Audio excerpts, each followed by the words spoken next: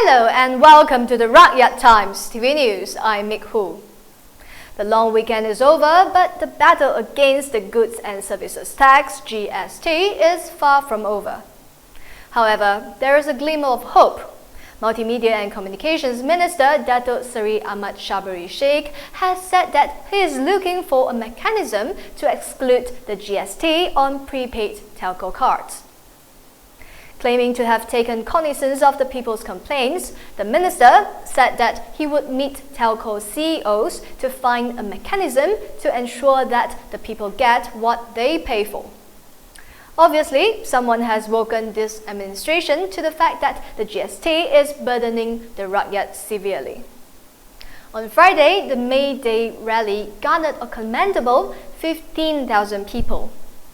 Despite the long holidays, sweltering heat and the threat of police action, some 15,000 people turned up on the streets of Kuala Lumpur to register their protest against the repressive and burdensome GST. Participants from many activist groups like Kita Lawan, Parti Socialist Malaysia (PSM), SAMM and ABU were at various strategic parts of Kuala Lumpur to show the Rakyat's displeasure at the unfair tax. Among those present were former Bar Council chairperson Datuk S. Ambiga. The march and rally ended peacefully, but despite being relatively peaceful, a crackdown on alleged leaders of the rally swiftly followed. Among those detained was Datuk S. Ambiga. But a magistrate denied a remand application by the police for Ambiga and several opposition leaders, and they were freed the next day. And in the aftermath of the rally, police summoned J.J. Dennis, the aide to Klang MP Charles Santiago, who had tweeted on the evening of May 1st about the arrest after the Workers' Day rally.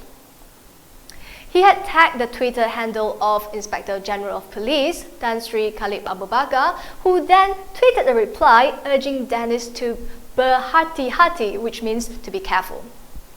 Dennis said that he had been asked to present himself at Bukit Aman today at 2:30 p.m. over the tweet.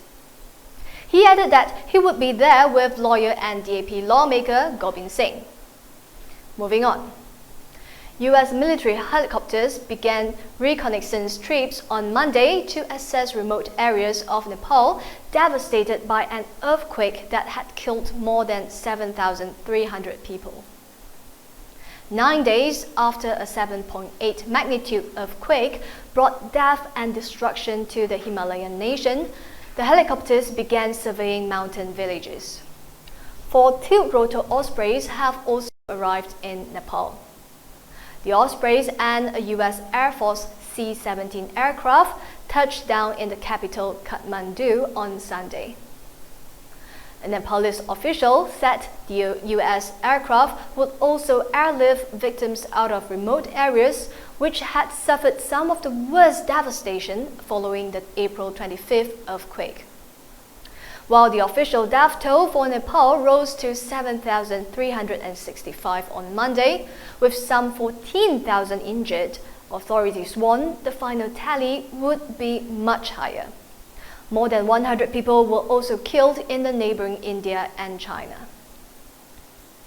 And back in Malaysia, an election watchdog, Bersih, has urged all Malaysians to wear black today. In a statement, it said that the color black is a rejection of the minority government's action in the arrest and detention of the people at the May Day rally and GST.